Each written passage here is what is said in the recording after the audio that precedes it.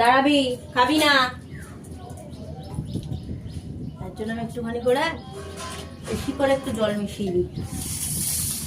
নাও খাও।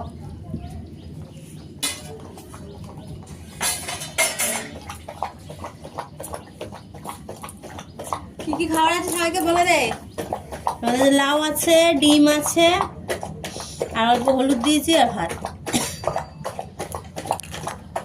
এই যে আমাদের জনি ভাত খাচ্ছে, দেখো অন ক্যামেরা।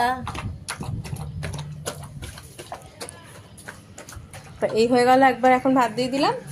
ও ভাতই বেশি দিই, বিস্কুট ফিস্কুট দিই না সত্যি করে, আর রুটি দিই কোনো কোনো সময়।